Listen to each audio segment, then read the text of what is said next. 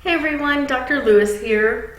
So this is just a lecture to go over some issues that I've been seeing or some questions I've been seeing about incorporating sources and citing sources within your papers, which is kind of becoming an increasing, something that you're doing a lot more because the last two papers have a lot more sources than the first two did. So a couple of little clarifications. Remember to cite everything. When in doubt, cite. So you don't want to accidentally plagiarize. If you are using someone else's language or very closely using their ideas, then cite them. It costs you nothing to throw in a citation when if you plagiarize, it'll cost you at least your grade in this class. So when in doubt, cite. And you can use a handbook, OWL Purdue, or our MLA lecture from the beginning of the semester to see how to cite things correctly. If a quote is 4 lines or longer, then you need to block quote it. You should have a reason to be quoting that much as well. So you don't use a lot of block quotes just because you feel like you want to take up space. So I've seen papers that were 5 pages long that had 4 or 5 block quotes. That's basically a block quote per page. So think in terms of maybe 1 or 2 that you incorporate well for each 4 or 5 pages. So, and they shouldn't be really, really long. So you don't want a block quote that takes up an entire page or even half a page. For formatting, most of you are doing this correctly, but I'm seeing a couple of little issues. You do have to indent the entire quote. You do not use quotation marks. And that's actually something that I don't like about block quote formatting. I feel like if it's a quote, it needs quotation marks. But you actually don't use them because they see the indentation as taking the place of the quotation mark. You still have to cite it. You still need a signal phrase, and look at our handbook or OWL Purdue for examples of what this should look like. So there's nice examples in both of those that show you kind of what it should actually look like on paper. And again, most of you are getting really close with that. It's just there's usually one thing wrong, like it's not cited or it's not all the way indented or there are quotation marks. But yeah, you can look at examples, the handbook or OWL Purdue.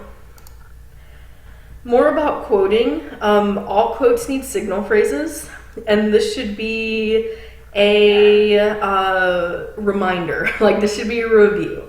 So we started talking about signal phrases at the beginning of the semester, and this is your own language connecting the quote to your paper.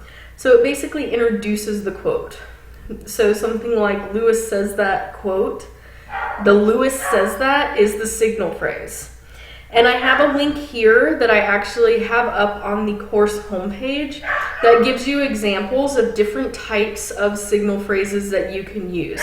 So you can get fancy with them and have them at the beginning of the sentence. You can have them at the end of the sentence. You can have them right in the middle. So there's kind of a lot of variety in what you can do with your signal phrase. And that website will give you some examples of what you can do. So you punctuate a basic signal phrase in one of 3 ways. So again, this is problems that I'm seeing when you guys are trying to incorporate sources. So one way is if you have a complete sentence, then you use a colon. So we can see that Goldstein does not have respect for millennials as seen in the very first paragraph of her article, colon, quote.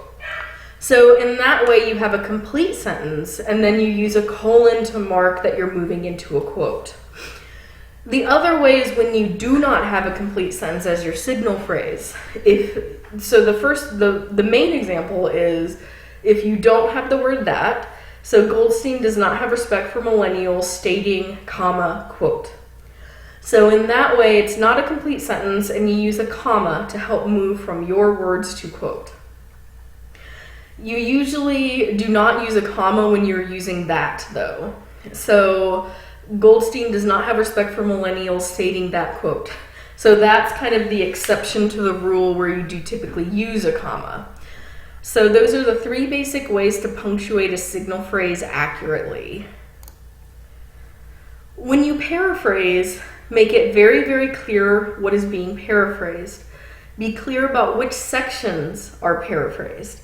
So sometimes I'm getting a very long paragraph, and then at the very, very end of the paragraph, I'm getting a citation of some sort. And there's no quotation marks, and there's no other markers of what would be source versus your language. So be clear, don't do that, because it's confusing to me. Does that mean that the entire paragraph is paraphrased? Does that mean just the last sentence is paraphrased? Does that mean you have an entire paragraph with none of your own words in it? So what you want to do is just be very clear about marking off what is being paraphrased. So in Hall's terms, sentence, citation. So then you have your own analysis and commentary that comes after that. So with this one, it would be very clear what is Hall and what is student voice. So you should also, your citation should also be right next to what is being paraphrased and not after your own language. So in this example, you wouldn't want to move the 92 to 94 to the end of the analysis and commentary section, because then I think that your analysis and commentary is Hall and not you. You should also have a balance of paraphrase and using actual language. Try to use actual language when possible. So you typically use paraphrase when you're kind of summarizing a list of facts or statistics, or when you're emphasizing a point or summarizing a point after you've already used direct language, or it's when maybe you have a term that they talk about for 2 or 3 pages, and then you can use paraphrase to summarize what they're saying as opposed to trying to quote 2 or 3 pages. So those are the times that you typically use paraphrase. Use actual language when you can, though. So if it's only a sentence, then you can put a sentence in your paper without having to paraphrase. And this is just an example, again, of how to clarify what is paraphrase and what is your own language. So it is a fact that more and more people are moving to the city. So that's student topic sentence. Santa Morris notes, okay, now I know that this is Santa Morris's language that is coming next. That the percent of the population living in urban areas has increased from 14% in 1900 to 30% in 1950 and over 40% in 1986. Estimates put that close to 80% of the world could be living in urban areas by the year 2100. In major urban areas, the data shows that for every 1% of population growth, energy use increases at the rate of 2.2%. Santa Morris et al. 202. So with this one, now I know, okay, paraphrase is over. I have the citation. So it's sandwiched in there nicely between the citation and Santa Morris notes that. So I know exactly what is being paraphrased.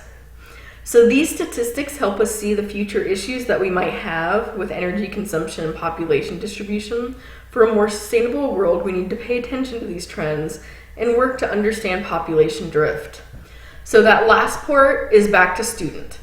So imagine if we got rid of the Santa Morris notes that and then have the citation at the very end. If you do that, I do not know who is Santa Morris and what is your writing. So I would just assume maybe the entire paragraph is Santa Morris and you have none of your own language or argument in there. So you don't want to do that. Sandwich and mark off what is being paraphrased versus what you're saying. So thinking about balance of sources. So you want to think about, especially as we use more and more sources, how to incorporate it without losing yourself. And if it helps, think about each paragraph as a mini paper. So you have a beginning, which is like a topic, sentence, or a transition. You have a middle, proof, evidence, stats, examples, exploring the issues. And then you have a conclusion. This is why it's important, and this is my exact argument or conclusions I am drawing from it.